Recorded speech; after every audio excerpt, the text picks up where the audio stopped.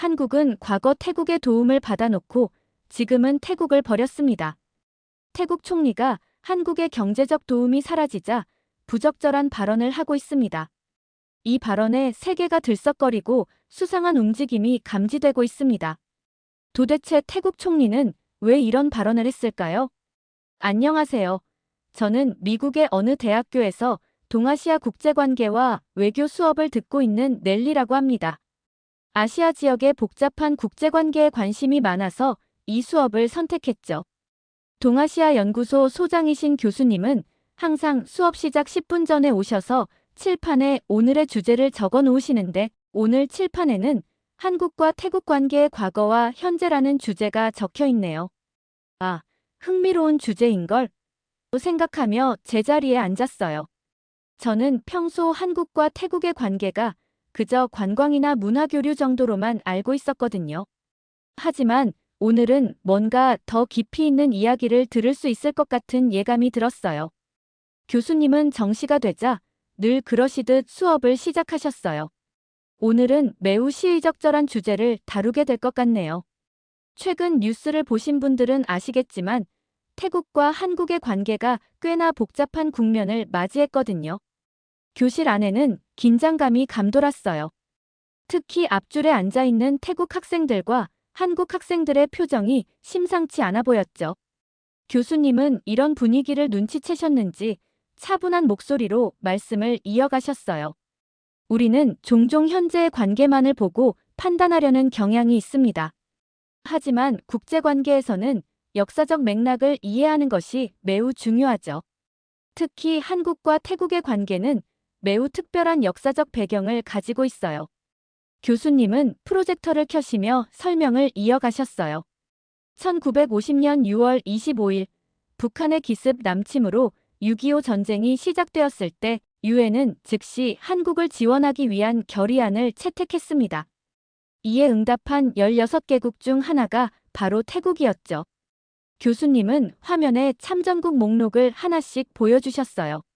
미국, 영국, 캐나다 등등 여러 나라가 군대를 파병했고 이외에도 5개 국가가 의료 지원을 했습니다.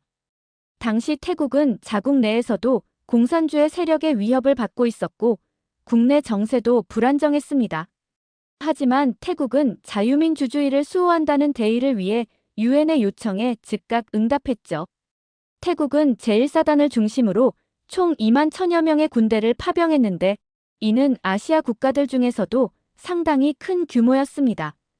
교수님은 잠시 멈추시더니 의미심장한 표정으로 말씀하셨어요. 특히 주목할 점은 태국이 당시 동남아시아에서 유일하게 군대를 파병한 국가였다는 것입니다.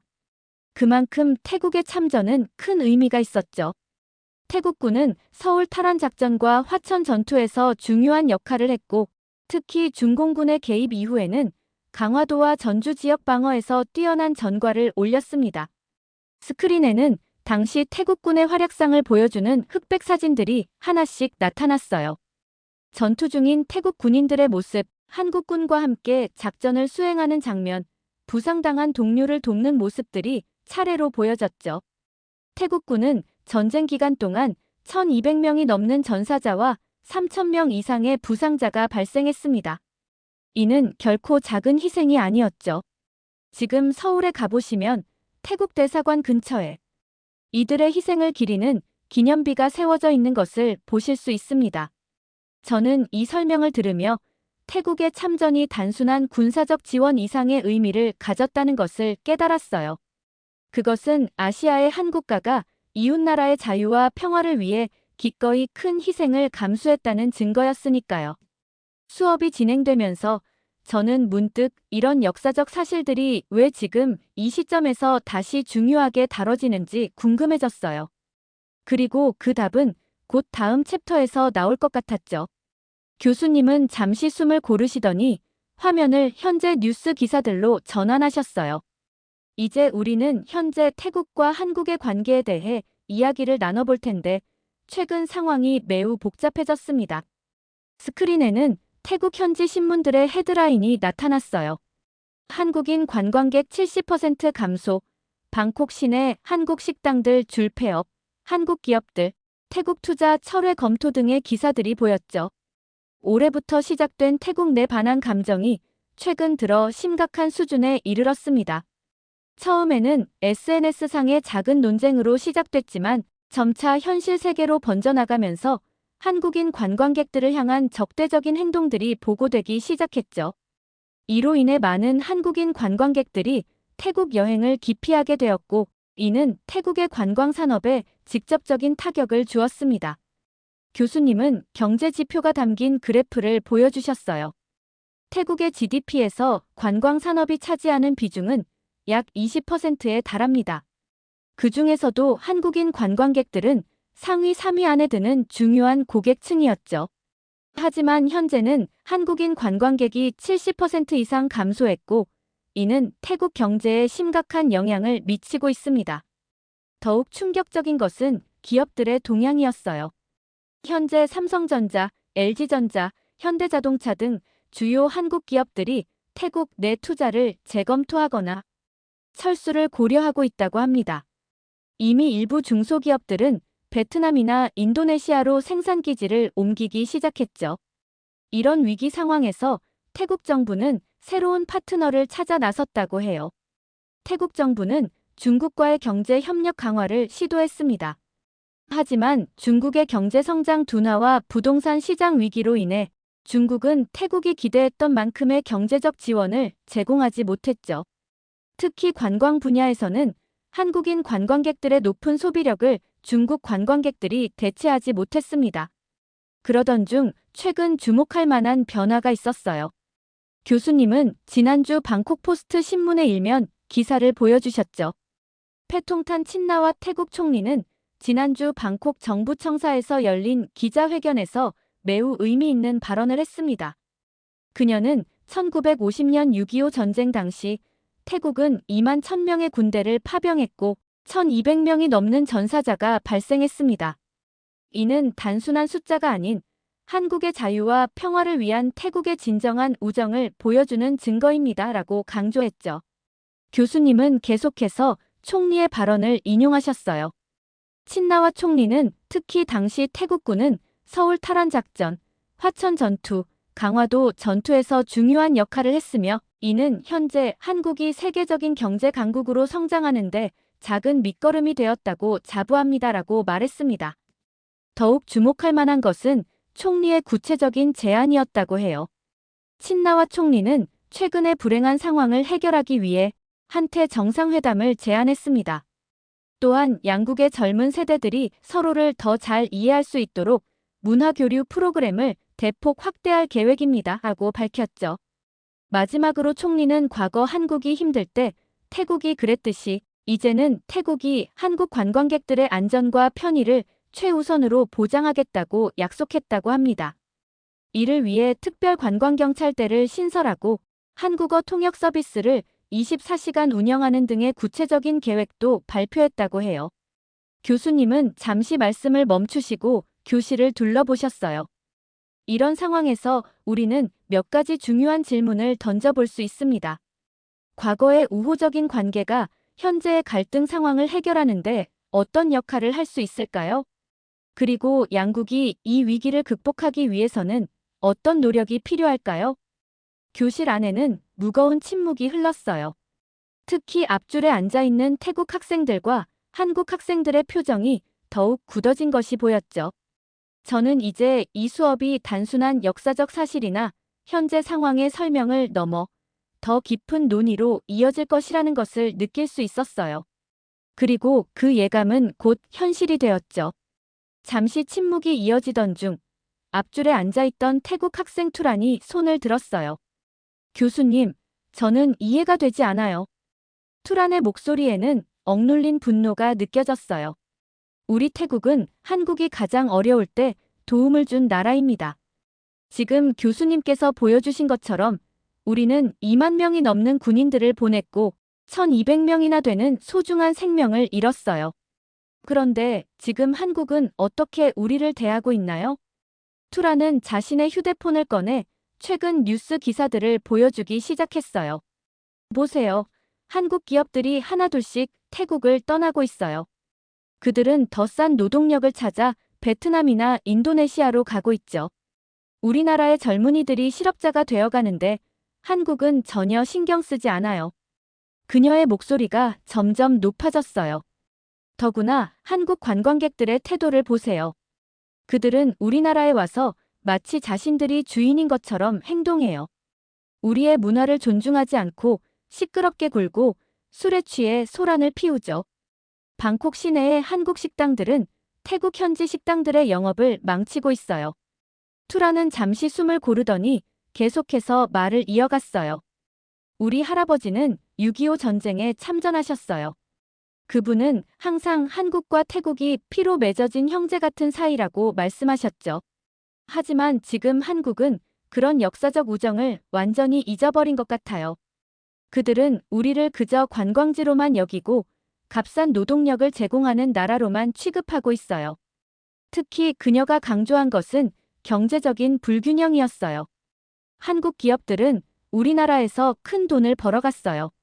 하지만 정작 그들이 떠날 때는 아무런 책임도 지지 않았죠. 수많은 태국 노동자들이 직장을 잃었고 협력 업체들은 파산 위기에 처했어요. 이것이 과거 우리가 보여준 우정에 대한 보답인가요? 투란의 발언이 끝나자 교실은 더욱 무거운 침묵에 빠졌어요. 몇몇 태국 학생들은 고개를 끄덕이며 동의를 표했고 한국 학생들은 불편한 기색이 역력했죠. 교수님은 이 상황을 주의 깊게 지켜보시다가 마침내 입을 여셨어요. 투란 씨, 당신의 감정과 우려는 충분히 이해합니다.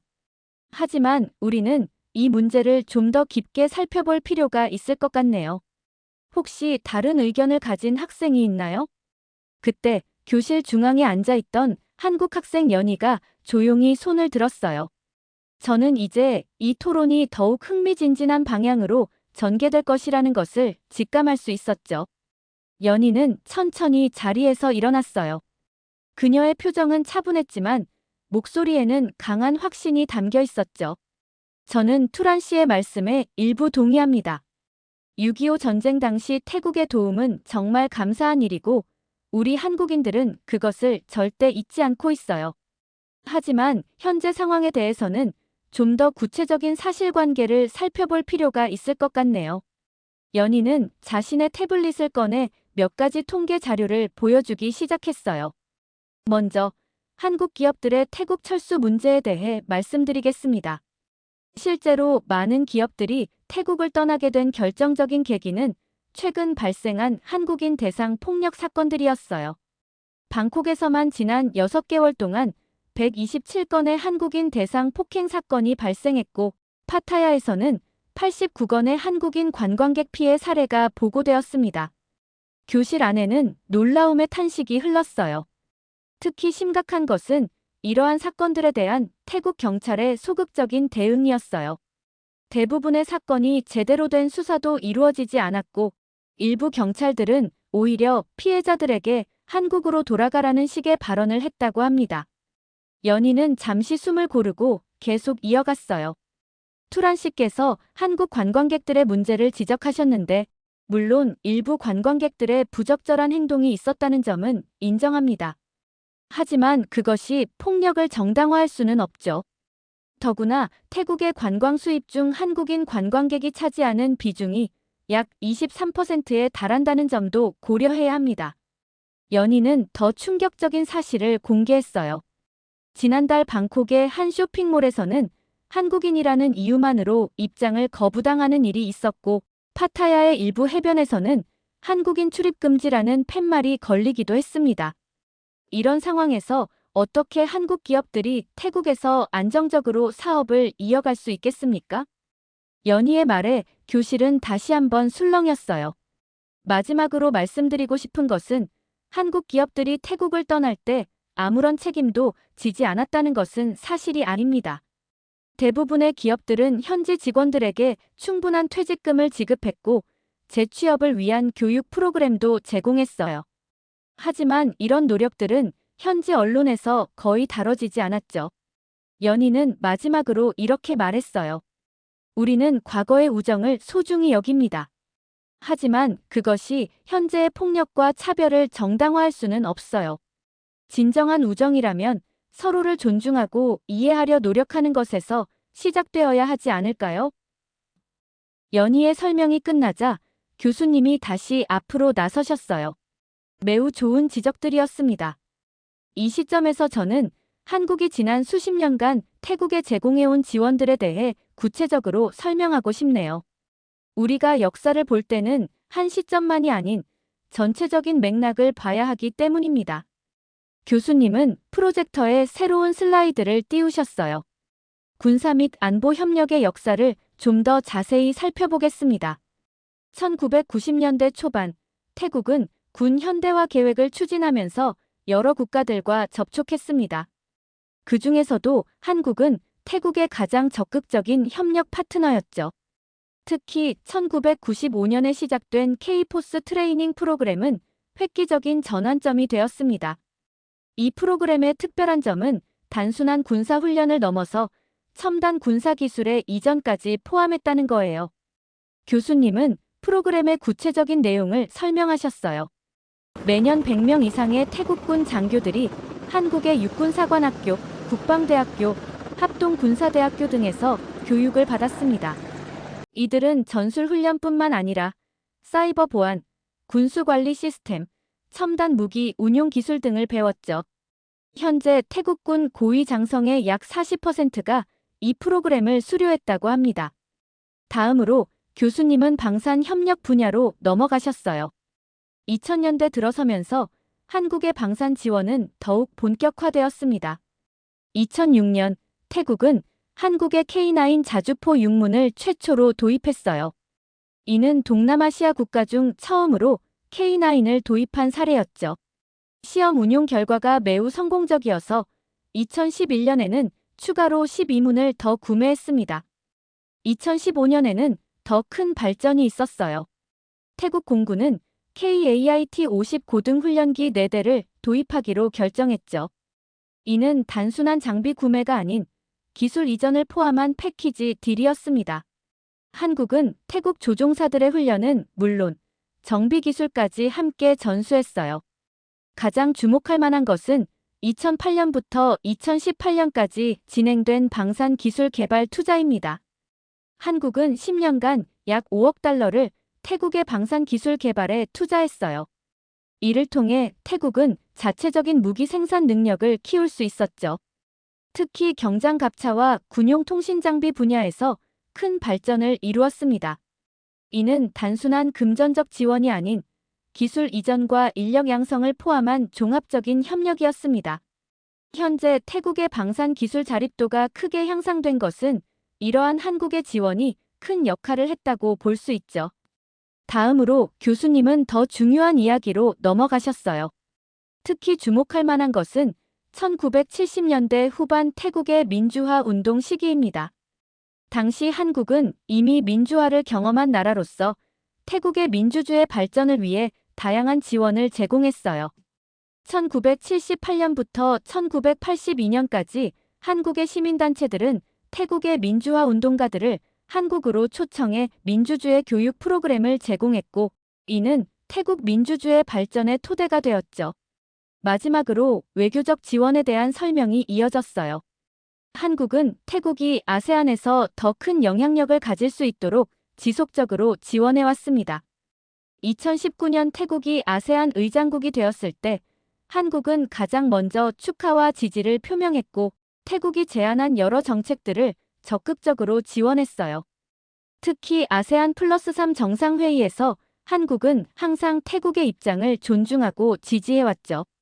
지금까지 우리가 살펴본 내용을 정리해보면 1950년 태국이 한국에 제공한 도움은 정말 값진 것이었습니다. 2만 1000명의 군대 파병과 1200명의 희생은 결코 잊을 수 없는 은혜죠. 하지만 그 이후 한국이 태국에 제공한 지원의 규모를 살펴보면 이는 수십 배에 달하는 수준이었습니다. 교수님은 구체적인 수치들을 보여주셨어요. 1970년대부터 시작된 한국의 대태국 지원을 금액으로 환산하면 군사 협력에만 약 50억 달러, 경제 협력 분야는 약 200억 달러에 달합니다. 여기에 기술 이전과 인력 양성 프로그램의 가치를 더하면 그 규모는 더욱 커지죠. 특히 한국 기업들의 태국 투자로 인해 창출된 일자리가 최근 20년간 약 50만 개에 달한다는 점은 주목할 만합니다. 더욱 주목해야 할 점은 한국의 지원이 단순한 금전적 가치를 넘어선다는 사실입니다. 교수님은 새로운 도표를 보여주시며 설명을 이어가셨어요. 1970년대부터 한국은 자국의 산업화 경험을 태국과 적극적으로 공유했습니다. 특히 중요한 것은 새마을 운동 모델의 전수였죠. 1972년부터 1982년까지 매년 200명 이상의 태국 공무원들이 한국을 방문해 농촌 개발 노하우를 배워갔어요. 이는 태국의 농촌 현대화에 큰 영향을 미쳤습니다. 산업기술 분야에서는 더욱 놀라운 성과가 있었어요. 1985년부터 시작된 한태기술협력 프로그램을 통해 전자, 자동차, 조선 등 주요 산업 분야의 핵심 기술들이 이전되었습니다. 특히 삼성전자는 1990년대부터 태국 현지 엔지니어 양성 프로그램을 운영했는데 현재 태국의 전자산업을 이끄는 많은 전문가들이 이 프로그램의 수혜자들이죠. 2000년대 들어서는 더 심화된 협력이 이뤄졌어요. 한국의 카이스트와 태국 공과대학들 간의 공동 연구 프로젝트가 시작되었고 매년 300명 이상의 태국 학생들이 한국의 첨단 기술을 배우러 왔습니다. 이들은 귀국 후 태국의 산업 현대화를 이끄는 중추적인 역할을 하고 있습니다. 이처럼 우리는 단순히 과거의 은혜를 갚는다는 차원을 넘어 진정한 동반자로서 태국의 발전을 지원해왔습니다. 이는 돈으로는 환산할 수 없는 미래를 향한 투자였다고 할 수 있죠. 이런 맥락에서 볼 때 현재의 갈등 상황은 더욱 안타깝게 느껴지네요. 우리는 과거의 우정을 기억하면서도 그 이후 이어진 수십 년간의 협력과 지원도 함께 바라봐야 할 것 같습니다. 교수님의 설명이 끝나자 교실은 무거운 침묵에 빠졌어요. 이때 교수님은 한 가지 더 흥미로운 관점을 제시하셨죠. 최근 패통탄 친나와 총리의 발언에 대해 국제관계 전문가들 사이에서도 많은 논란이 일고 있습니다. 교수님은 더 이코노미스트와 포리너 어페어스의 최신 기사들을 화면에 띄우셨어요. 국제관계 전문가들은 태국 총리의 최근 발언이 세 가지 측면에서 문제가 있다고 지적합니다. 첫째, 70년 전 6.25 전쟁 참전을 언급하며 현재의 경제 위기 해결을 요청하는 것은 시대착오적인 외교 방식이라는 거죠. 둘째, 이는 한국이 지난 50년간 제공해온 막대한 지원과 협력을 의도적으로 간과하는 태도라는 것입니다. 교수님은 포리너 어페어스의 최신 사설을 인용하셨어요. 특히 주목할 만한 것은 1975년부터 2023년까지 한국이 태국에 제공한 경제적, 기술적 지원의 총액이 약 250억 달러에 달한다는 점입니다. 이는 1950년 태국의 참전 지원 가치를 현재 가치로 환산한 금액의 약 15배에 달하는 규모죠. 셋째, 더욱 심각한 문제는 현재 태국 내 한국인들이 겪고 있는 안전 문제를 해결하지 않은 채 과거의 우정만을 강조하며 경제적 지원을 요청하는 것이 얼마나 모순적인가 하는 점입니다. 더 이코노미스트의 분석에 따르면 이는 마치 과거의 은혜만을 강조하며 현재의 책임은 회피하려는 듯한 인상을 준다고 지적하고 있습니다. 교수님은 잠시 말씀을 멈추시고 계속하셨어요. 실제로 지난달 발표된 하버드 케네디 스쿨의 연구 보고서는 이러한 태국의 접근 방식이 오히려 양국 관계를 더욱 악화시킬 수 있다고 경고하고 있습니다. 현대 국제관계에서는 과거의 공적보다는 현재의 상호 이해와 미래를 위한 구체적인 협력 방안이 더욱 중요하기 때문이죠. 앞줄에 앉아있던 투라는 이 말을 듣자 얼굴이 붉어지며 고개를 숙였어요. 그녀의 손끝이 미세하게 떨리는 것이 보였죠. 아마도 자신이 앞서 했던 발언들이 이런 맥락에서 얼마나 편향된 것이었는지를 깨달은 것 같았어요. 교수님은 마지막으로 이렇게 말씀하셨어요. 오늘 우리는 매우 중요한 교훈을 배웠습니다.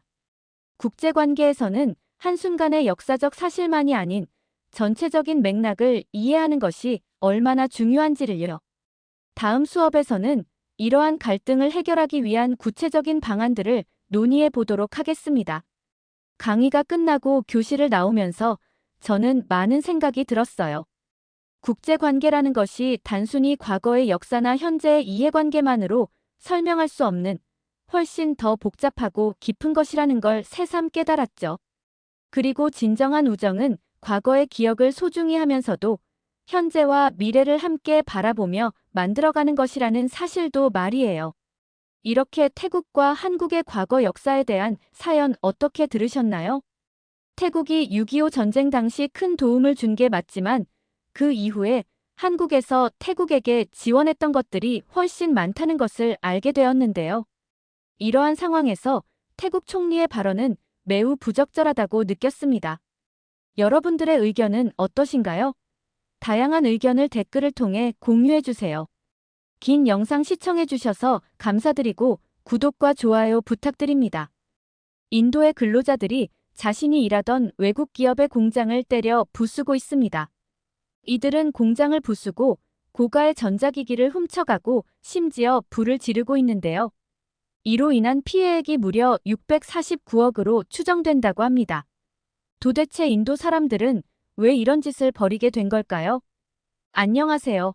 제 이름은 헤일리고 미국의 한 명문 대학교에서 경영학을 전공하고 있습니다. 오늘도 여느 때와 다름없이 저는 국제 경영학 수업을 듣기 위해 강의실로 향했습니다. 평소에도 세계 경제에 관심이 많았지만 오늘 수업 주제가 세계적 기업들의 해외 시장 진출이라는 걸 알고 더욱 기대에 부풀어 있었죠. 정각에 맞춰 쾅 하고 문이 열리더니 교수님이 들어오셨습니다. 항상 그렇듯 날카로운 눈빛으로 학생들을 둘러보시더니 곧바로 강의를 시작하셨습니다. 자, 여러분. 오늘은 세계 경제의 큰 변화에 대해 이야기해 보겠습니다. 교수님의 첫마디에 강의실이 조용해졌습니다. 최근 미국과 중국의 관계가 악화되면서 세계 경제 지형도가 크게 바뀌고 있습니다. 많은 기업들이 중국을 대체할 새로운 생산 기지를 찾고 있죠. 여러분은 어떤 국가가 주목받고 있는지 아시나요? 학생들 사이에서 작은 술렁임이 일었습니다. 저도 잠시 생각에 잠겼습니다. 베트남 아니면 인도네시아? 바로 인도입니다. 교수님의 목소리가 다시 울렸습니다. 특히 주목할 만한 점은 인구 측면에서 인도가 중국을 앞지르게 되었다는 사실입니다. 이로 인해 많은 글로벌 기업들이 인도 시장에 주목하고 있죠. 저는 고개를 끄덕이며 열심히 노트에 필기했습니다. 인도의 부상, 정말 흥미로운 주제였습니다. 문득 제 옆자리에 앉은 인도 유학생 라비나가 생각났습니다. 그녀의 표정이 어떨지 궁금해 살짝 옆을 훔쳐봤지만 라비나는 그저 진지한 표정으로 교수님의 말씀에 집중하고 있었습니다. 자, 그럼 이제부터 인도 시장에 진출한 글로벌 기업들의 사례를 살펴보도록 하겠습니다. 여러분, 인도 시장이 글로벌 기업들에게 기회의 땅만은 아닙니다. 최근 인도에서는 여러 가지 문제점들이 나타나고 있어요. 특히 노사관계 측면에서 심각한 갈등이 발생하고 있죠. 강의실 내 분위기가 긴장되는 것을 느낄 수 있었습니다. 특히 라비나의 표정이 살짝 굳어지는 것이 보였습니다. 교수님은 이어서 세계적인 기업 삼성전자가 인도에서 겪고 있는 파업 상황에 대해 설명하셨습니다. 가장 대표적인 사례로 삼성전자의 인도 공장 파업을 들 수 있습니다. 특히 타밀나두주 첸나이 인근 공장에서 대규모 파업이 시작되었어요. 약 1,800명의 정규직 중 1,400명이 파업에 참여하고 있습니다. 전체 인력 5,000명 중 상당수가 계약직인데 이들은 파업에 불참하고 있어요. 저는 급하게 숫자들을 노트에 적어 내려갔습니다. 1,800명 중 1,400명, 거의 80%나 되는 정규직 직원들이 파업에 참여하고 있다니 정말 심각한 상황이구나. 교수님은 잠시 PPT 화면을 넘기시더니 계속해서 설명하셨습니다. 이 파업으로 인해 생산량이 크게 둔화되고 있습니다. 더 심각한 것은 이 파업이 확산되고 있다는 점입니다. 2023년 12월부터는 노이다 공장으로도 파업이 번져가고 있어요. 여러분, 이 공장들의 중요성을 아시나요? 첸나이 공장은 연간 매출이 120억 달러, 즉 약 16조 원에 달합니다. 이는 인도 내 삼성 전체 매출의 3분의 1을 차지하는 엄청난 규모죠. 더 놀라운 것은 이 공장이 2007년 설립 이후 17년간 노조 없이 운영되어 왔다는 점입니다. 교수님은 계속해서 설명하셨습니다. 노이다 공장은 더 최근인 2018년에 설립되었습니다. 이 공장은 세계 최대 모바일 폰 제조 공장으로 연간 1억 2천만 대의 생산 능력을 가지고 있어요. 이 두 공장의 파업이 장기화된다면 삼성전자의 글로벌 공급망에 심각한 차질이 빚어질 수 있습니다. 저는 고개를 끄덕이며 열심히 필기했습니다. 그러다 문득 의문이 들었습니다. 왜 하필 지금 파업이 일어났을까? 17년 동안이나 문제없이 운영되던 공장에서 갑자기 이런 일이 벌어진 이유가 뭘까? 마치 제 생각을 읽으신 것처럼 교수님이 말씀하셨습니다. 여러분은 왜 이런 파업이 일어났는지 궁금하지 않나요? 이 파업의 근본적인 원인을 이해하는 것이 중요합니다. 파업의 원인을 알아보기 전에 먼저 삼성전자가 인도 경제에서 차지하는 비중을 이해해야 합니다. 삼성전자는 인도 스마트폰 시장에서 2위의 점유율을 보이고 있으며 TV, 냉장고 등 가전제품 시장에서도 상위권을 유지하고 있어요. 이런 대기업의 파업은 단순히 한 회사의 문제를 넘어 인도 경제 전반에 큰 영향을 미칠 수 있습니다. 저는 고개를 끄덕이며 교수님의 말씀을 경청했습니다. 그러다 문득 옆자리의 라비나가 손을 꽉 쥐고 있는 것이 보였습니다. 그녀의 표정이 점점 굳어지고 있었습니다. 교수님은 잠시 숨을 고르시더니 다시 말씀을 이어가셨습니다. 이제 파업의 원인에 대해 살펴보겠습니다. 근로자들의 주요 요구사항은 크게 4가지입니다. 임금 인상, 근로조건 개선, 새로운 노조의 인정, 그리고 일자리 세습 허용입니다. 이 말을 듣자 라비나가 갑자기 손을 들었습니다. 교수님은 잠시 망설이시다가 그녀에게 발언 기회를 주셨습니다. 교수님, 제가 한 말씀 드려도 될까요? 강의실 전체가 라비나를 주목했습니다. 저는 긴장된 마음으로 그녀의 다음 말을 기다렸습니다. 교수님, 삼성전자는 적은 임금을 주면서 일은 많이 시킵니다. 라비나의 목소리가 강의실에 울려 퍼졌습니다. 17년 동안 노조도 없이 인도 사람들은 참고 살았어요. 그 억울함이 이제야 폭발한 거예요. 라비나의 갑작스러운 발언에 강의실 내 분위기가 순식간에 긴장되었습니다. 학생들은 서로를 어색하게 쳐다보며 어떻게 반응해야 할지 모르는 듯 했습니다. 우리 인도 사람들이 얼마나 열심히 일하는지 아세요? 하루 종일 일해도 겨우 먹고 살 만한 돈밖에 못 받아요. 그런데 삼성은 엄청난 이익을 내고 있잖아요.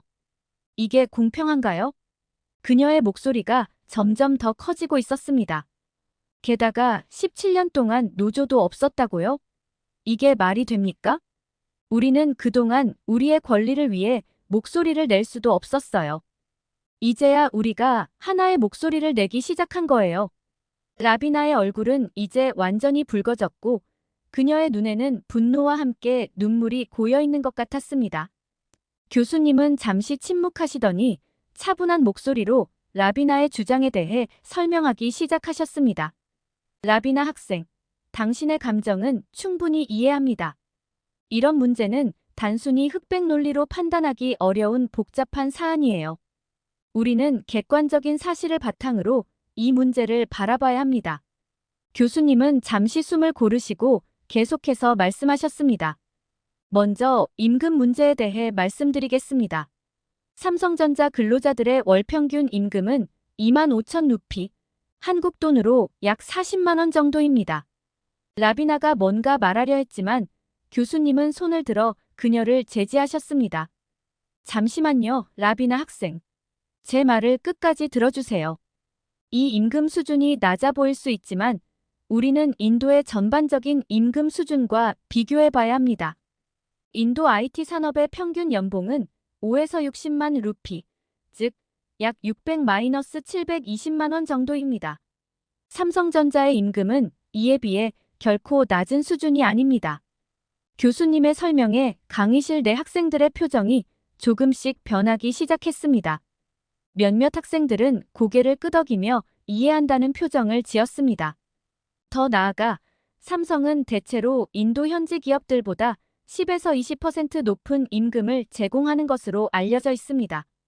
물론 이것이 근로자들의 모든 불만을 해소할 수 있다는 뜻은 아닙니다. 하지만 우리는 이런 객관적인 사실을 바탕으로 상황을 이해해야 합니다. 잠시 후 라비나가 다시 입을 열었습니다. 교수님, 임금 문제는 이해했습니다. 하지만 다른 문제도 있어요. 한국의 노동 강도는 세계적으로 높다고 알려져 있잖아요. 그런 문화를 인도에서도 그대로 적용하는 건 문제가 있지 않을까요? 라비나의 질문에 강의실 내 학생들 사이에서 작은 술렁임이 일었습니다. 저도 문득 궁금해졌습니다. 정말 한국의 노동 강도가 그렇게 높은 걸까? 그리고 그것이 인도 공장에도 적용되고 있는 걸까? 그때 한국 유학생인 예지가 조심스럽게 손을 들었습니다. 교수님이 고개를 끄덕이자 그녀가 말했습니다. 제가 한 말씀 드려도 될까요? 사실 한국에서도 삼성전자의 근무 환경은 매우 좋다고 알려져 있어요. 제 친구 중 몇 명이 삼성에서 인턴을 했는데 그들 말로는 실제로 세계적 기업 중 직원 만족도 1위를 자랑하는 근무 환경이라고 합니다. 예지의 말에 라비나를 포함한 여러 학생들이 놀란 표정을 지었습니다. 저 역시 이런 사실은 처음 알았습니다. 교수님은 고개를 끄덕이며 예지의 의견에 동의하셨습니다. 맞습니다. 삼성전자는 글로벌 기업으로서 근무 환경 개선에 많은 노력을 기울이고 있죠. 그리고 이는 인도 공장에도 마찬가지로 적용되고 있습니다. 교수님은 잠시 서류를 뒤적이시더니 계속해서 말씀하셨습니다. 실제로 인도 삼성전자 공장의 노동시간은 여러분이 생각하는 것보다 길지 않습니다. 인도 노동법에 따라 주당 최대 48시간으로 제한되어 있고 삼성전자는 이를 엄격히 준수하고 있습니다. 오히려 많은 경우 실제 근무 시간은 이보다 짧습니다. 이 말을 듣고 라비나를 포함한 여러 학생들의 표정이 놀랍다는 듯 변했습니다. 교수님은 계속해서 설명하셨습니다. 또한 삼성전자는 인도 공장에서도 직원들의 웰빙을 위해 다양한 프로그램을 운영하고 있습니다. 예를 들어 스트레스 관리 프로그램, 건강검진, 직원 가족을 위한 복지제도 등이 있죠. 이는 단순히 노동 강도를 높이는 것이 아니라 직원들의 전반적인 삶의 질을 향상시키려는 노력의 일환입니다. 자, 이제 인도 근로자들이 삼성전자에 구체적으로 어떤 요구를 하고 있는지 살펴보겠습니다. 현재 인도 근로자들의 주요 요구 사항은 다음과 같습니다. 첫째, 임금 인상입니다. 향후 3년간 점진적으로 총 50%에서 100%까지 인상을 요구하고 있어요. 둘째, 근로조건 개선으로 과도한 생산 압박 해소를 원합니다. 셋째, 삼성인도 노동복지조합이라는 새로운 노조의 공식 인정을 요구하고 있습니다. 마지막으로 일자리 세습을 허용해달라는 요구도 있습니다. 교수님의 말씀에 학생들 사이에서 작은 술렁임이 일었습니다. 특히 일자리 세습 부분에서 많은 학생들이 놀란 표정을 지었습니다. 교수님은 잠시 학생들의 반응을 지켜보시다가 다시 말씀을 이어가셨습니다. 여러분, 이런 요구사항들에 대해 어떻게 생각하시나요?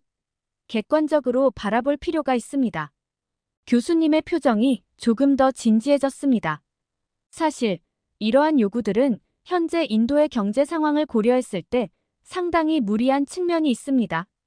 특히 50%에서 100%까지의 임금 인상 요구는 현실성이 떨어진다고 볼 수 있죠. 라비나가 뭔가 말하려는 듯 했지만 교수님은 손을 들어 그녀를 제지하셨습니다. 잠시만요, 라비나 학생. 제 말을 끝까지 들어주세요. 현재 인도의 경제 성장률은 약 6에서 7% 수준입니다. 이는 높은 수준이지만 근로자들이 요구하는 임금 인상률에는 한참 못 미치는 수준이에요. 게다가 인도의 물가 상승률을 고려하더라도 이 정도의 임금 인상은 기업의 경쟁력을 심각하게 해칠 수 있습니다. 교수님은 칠판에 간단한 그래프를 그리시며 계속 설명하셨습니다. 또한 인도의 제조업 부문 평균 임금 상승률은 최근 몇 년간 10% 내외였습니다. 이와 비교하면 삼성 근로자들의 요구는 지나치게 높다고 볼 수 있어요. 학생들은 교수님의 설명을 들으며 고개를 끄덕이고 있었습니다. 저도 노트에 열심히 필기를 하며 이 복잡한 상황을 이해하려 노력했습니다. 다음으로 노조 인정 요구에 대해 살펴봅시다. 노조의 존재 자체는 근로자의 권리를 위해 중요합니다. 하지만 문제는 이 노조가 인도 공산당과 연관된 CITU 소속이라는 점입니다. 이는 단순한 노사 문제를 넘어 정치적인 문제로 비화될 수 있는 위험이 있죠. 강의실 내에서 작은 술렁임이 일었습니다. 몇몇 학생들은 놀란 표정을 지었고 다른 학생들은 서로 작은 목소리로 의견을 나누기 시작했습니다. 교수님은 잠시 숨을 고르시더니 특히 일자리 세습 요구에 대해 더 자세히 설명하기 시작하셨습니다. 마지막으로 일자리 세습 요구에 대해 좀 더 자세히 살펴보겠습니다. 이 요구는 현대기업 경영 원칙과 전혀 맞지 않습니다. 구체적으로 살펴보면 근로자들은 다음과 같은 내용을 요구하고 있습니다. 첫째, 현재 근무 중인 직원이 퇴직할 경우 그의 자녀나 가까운 친족 중 한 명에게 해당 직위에 대한 우선 채용권을 주는 것입니다. 둘째, 이러한 세습 채용이 이루어질 경우 최소 3개월의 수습 기간만 거치면 정규직으로 전환되는 것을 보장해 달라는 것입니다. 셋째, 세습 채용된 직원의 초기 임금을 전임자의 80% 수준으로 보장해 달라는 요구도 포함되어 있습니다. 학생들 사이에서 놀란 표정과 함께 작은 술렁임이 일어났습니다. 이러한 요구는 여러 가지 심각한 문제를 야기할 수 있습니다. 우선, 이는 능력주의를 완전히 무시하는 것입니다. 회사의 필요와 지원자의 능력이 아닌 단순히 가족관계에 의해 채용이 결정된다면 회사의 경쟁력이 심각하게 저하될 수 있습니다. 교수님은 잠시 강의실을 둘러보시며 학생들의 반응을 살피셨습니다. 더 나아가 이는 회사 내에서 새로운 형태의 계급을 만들어낼 수 있습니다. 세습 직원과 비세습 직원 사이에 갈등이 생길 수 있고 이는 인도 사회의 카스트 제도와 유사한 새로운 형태의 차별을 회사 내에 만들어낼 수 있습니다. 이는 인도의 전통적인 가족 중심 문화에서 비롯된 요구일 수 있습니다. 하지만 글로벌 기업인 삼성전자의 입장에서 그리고 현대 경영 원칙의 관점에서 볼 때 이는 받아들이기 어려운 요구입니다. 이러한 세습 제도는 회사의 혁신을 저해할 수 있습니다. 새로운 아이디어와 다양한 배경을 가진 인재의 유입을 막아 회사가 정체될 수 있죠. 또한 이는 회사의 인사정책에 심각한 제약을 가하게 됩니다. 필요에 따라 유연하게 인력을 조정하는 것이 어려워질 수 있습니다. 여러분, 이런 요구들이 나오게 된 배경을 이해하는 것은 중요합니다. 하지만 동시에 이런 요구들이 현실적으로 얼마나 타당한지 그리고 기업과 인도 경제에 어떤 영향을 미칠지도 고려해야 합니다. 현재 인도는 메이크 인 인디아 정책을 통해 제조업 육성에 힘쓰고 있습니다. 이는 일자리 창출과 경제 성장을 위해 매우 중요한 정책이에요. 하지만 이런 과도한 요구들이 받아들여진다면 외국 기업들의 투자를 위축시킬 수 있습니다. 결과적으로 인도 경제 전체에 부정적인 영향을 미칠 수 있다는 점을 명심해야 합니다. 라비나는 이제 완전히 침묵했습니다. 그녀의 표정에서는 여전히 불만과 함께 혼란스러움이 읽혔습니다. 교수님은 잠시 숨을 고르시더니 충격적인 이야기를 하나 들려주셨습니다. 여러분, 과거 인도 벵갈루루 인근의 위스트론 인포콤 공장에서 있었던 사건을 아시나요? 강의실 내 학생들은 대부분 고개를 저었습니다. 저 역시 그런 사건에 대해 들어본 적이 없었습니다. 2020년 12월 애플 스마트폰 아이폰을 조립하는 이 공장에서 끔찍한 폭력 사태가 일어났습니다. 근로자들이 공장을 때려 부수고 불을 지른 후 스마트폰과 노트북을 훔치는 일이 벌어졌죠. 학생들 사이에서 놀란 탄성이 터져 나왔습니다. 저는 그런 일이 실제로 일어났다는 사실에 충격을 받았습니다. 이 사건으로 인한 피해액이 무려 $700만, 약 649억 원으로 추정됩니다. 근로자들의 불만이 극에 달해 이런 극단적인 행동으로 이어진 것이죠. 라비나를 포함한 많은 학생들의 얼굴이 창백해졌습니다. 특히 라비나는 화를 삼키며 아무 말도 하지 못했습니다. 이 사건의 원인은 체불된 임금과 열악한 근로 조건이었습니다. 하지만 이런 방식의 항의는 결코 정당화될 수 없습니다. 이는 법을 어기는 범죄 행위일 뿐만 아니라 결과적으로 근로자들 자신에게도 해를 끼치는 일이죠. 저는 이 이야기를 들으며 깊은 생각에 빠졌습니다. 근로자들의 권리와 기업의 이익, 그리고 법과 질서 사이의 균형을 잡는 것이 얼마나 어려운 일인지 새삼 깨달았습니다. 이 사건 이후 위스트론 공장은 한동안 운영을 중단해야 했고, 애플은 이 회사와의 거래를 일시적으로 중단했습니다.